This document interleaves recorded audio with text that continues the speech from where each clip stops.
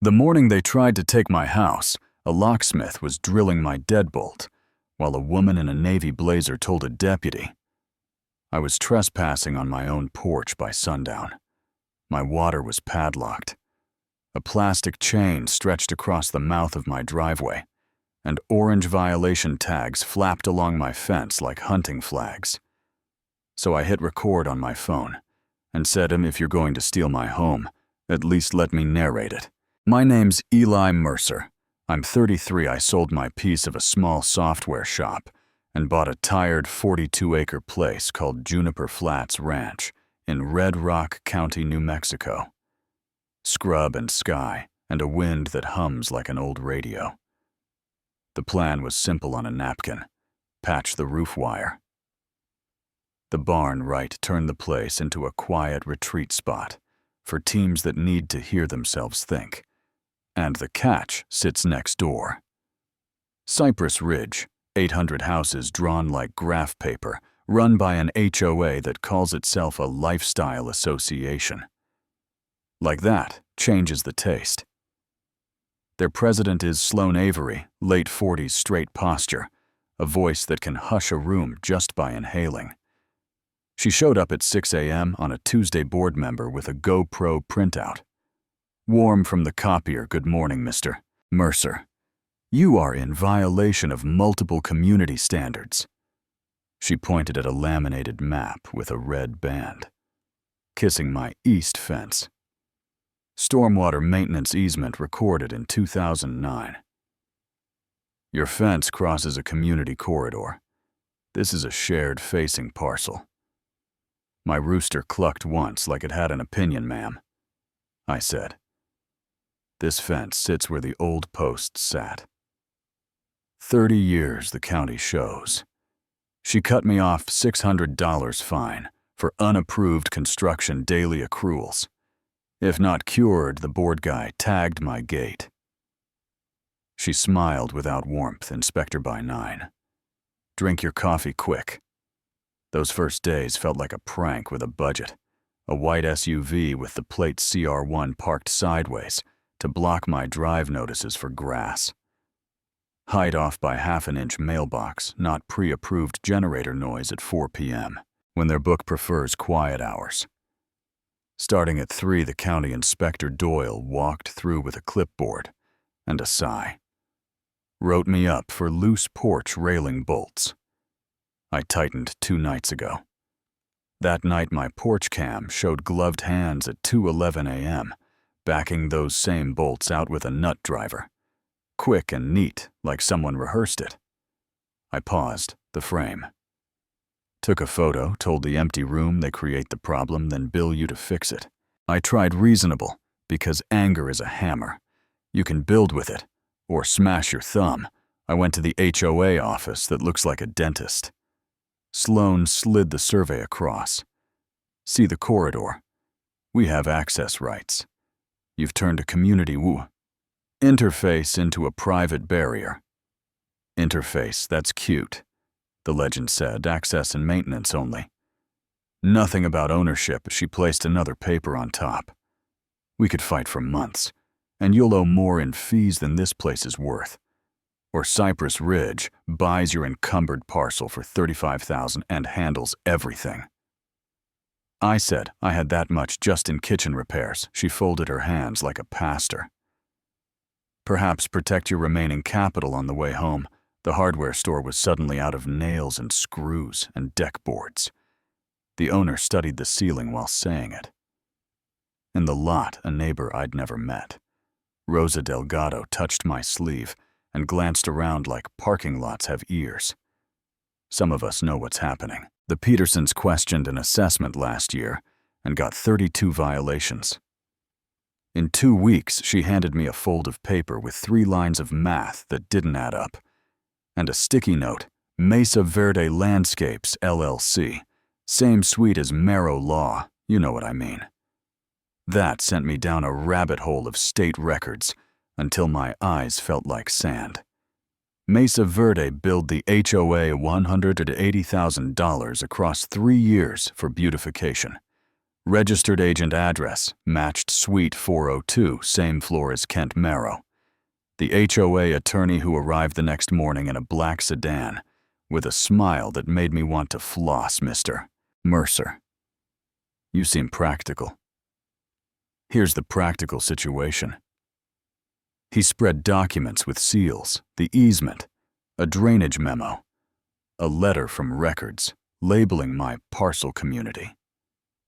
Facing then a notice of intent to seek injunctive relief. Like a calling card or... He said, "You take the 35 and ride off."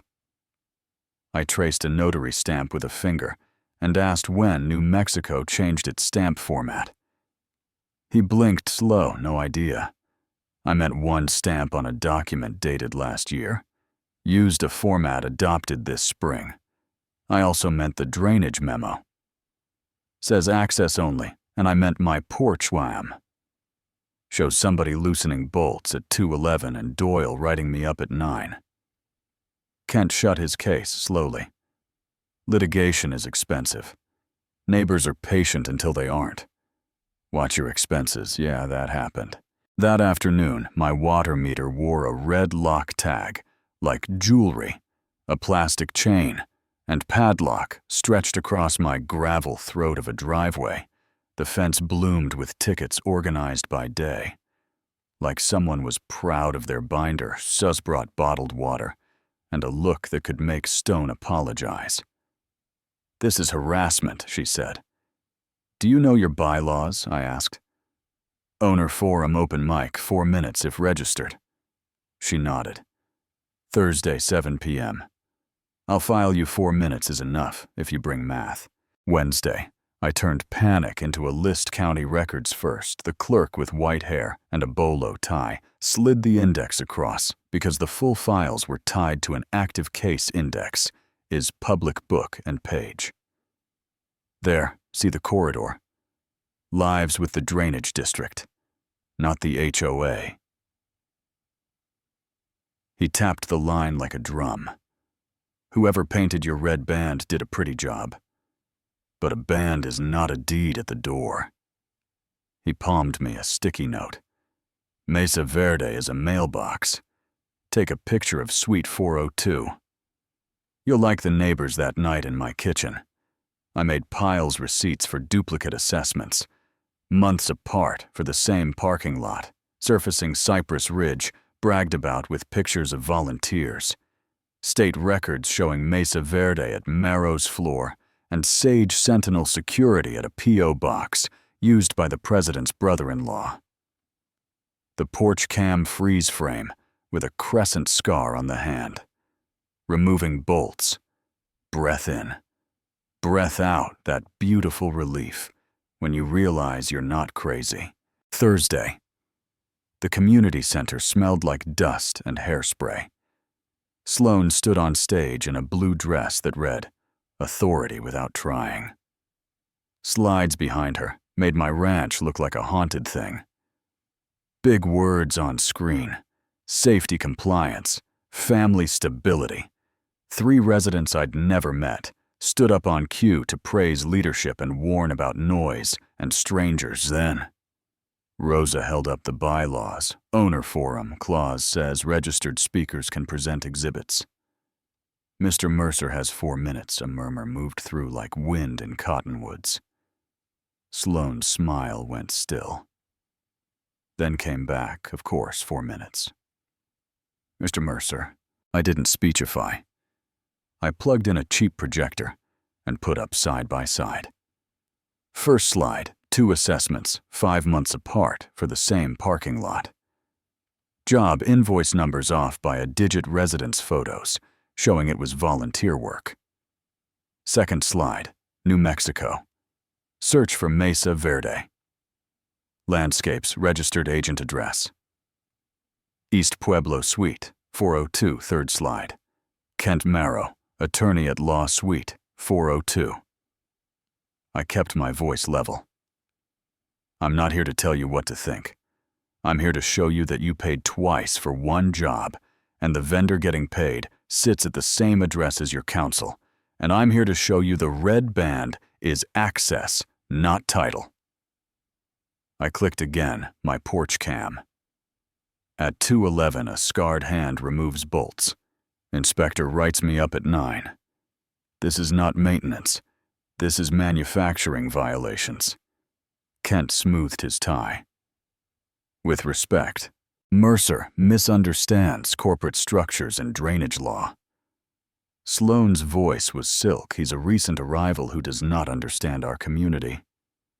I nodded, like we were at a polite dinner, and pressed play on an audio file. A neighbor had airdropped on my way in. The recording wasn't studio clean, just clear enough. Sloane's voice said, "The fund has cushion labeled Amid. Consultation. We have a gap until Dad's memory care renewal clears." Kent answered, "Rename the vendor." Nobody reads the footer. Silence fell hard, first to speak. Was an older man in a ball cap who hadn't looked at me once. I paid that assessment twice. Why would I pay twice? Sloane's face changed. No armor. Just someone's daughter. My father is in memory. Care insurance doesn't carry the load. I have given 15 years to this place. I asked our counsel how to structure compensation for my time and a gap for my dad. Kent flushed and tried to call it stipends. Rosa called from the back. I never saw a vote. People started talking over each other and then stopped when two plain men held up badges. State Auditor's Office, not here to make a mess. Here to collect records and make sure nobody shreds anything tonight. You could feel the temperature drop to something honest. A board member with the GoPro from my 6 a.m. wake up stood and made a motion like he'd practiced suspend discretionary spending and vendor relationships pending an independent audit. Freeze payments to Mesa Verde and Sage Sentinel. Appoint an interim finance committee of non-board residents. Preserve all records. Hands rose a few against a C in favor. The gavel cracked against the block, and the sound felt like oxygen. Sloane's shoulders slumped. Kent looked smaller. An auditor held out a canvas evidence bag and a chain of custody form. Like this was Tuesday, because it was my time at the mic was over. So I wound the cord slowly, thought about how victory doesn't always cheer. Sometimes it just stops screaming. You know what I mean. Outside, the heat finally backed off. People stood in knots while fear rearranged itself.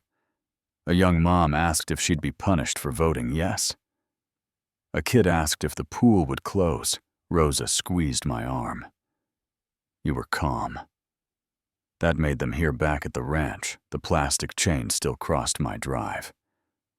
I slid the lock and rolled through, stars spilled in that cheap velvet way. New Mexico does. I killed the engine and let the crickets do choir practice. Thought about community and how we say the word.